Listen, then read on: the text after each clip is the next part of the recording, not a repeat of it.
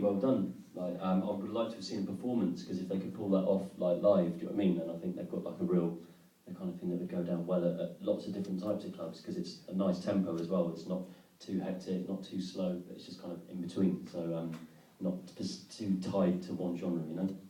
So yeah, really good. Yeah, like Laurie said, that was just really, really professional sounding. The tempo was really good. I thought it had a nice pace to it. It wasn't trying to jump down your throat. The bass was really heavy, and I liked the way it rose at the end. I like those patterns. I think I'd like to hear a little bit more variation in the backing track, maybe a breakdown or like something that just changes it up a bit. And I even think that I think there's maybe too many different vocal parts. All the vocals are really good, and they changed at the right time. But I thought maybe you could have cut them maybe like a third of it.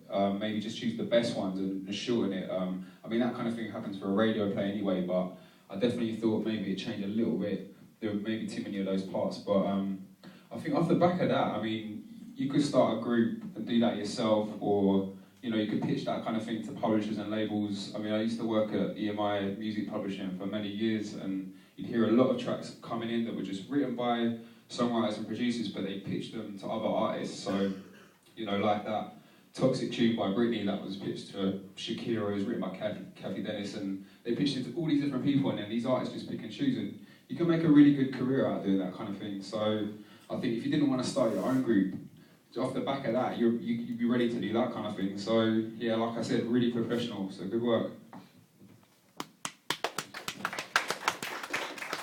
That's wicked. That's sound advice from Luke there. I definitely think that would be worth looking into. I know all you guys are working together anyway. I know you've got your kind of crew thing going on. So just to go into the tune quickly, I think the mix of the vocals on the hook is really clear. Like, it really comes through, the intro, the hook, brilliant.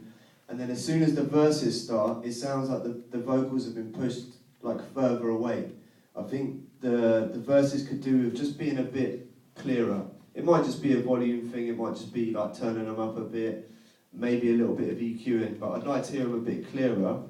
And just to kind of add to what Laurie and Luke said, and particularly what Luke was saying about the music just now, I think it'd be cool to create more of a contrast in the music between the verse and the chorus. So I'm not talking about adding loads of music or changing the melodies, but maybe making the verse sound lighter somehow. It's kind of a classic sort of songwriting thing where the chorus sounds louder than the verse. And I think if you could get some of that kind of contrast in there, I think it might just help give it that natural sort of ebb and flow. But, you know, like these guys said, AD, the mix sounds really strong. I'm well impressed. Good work.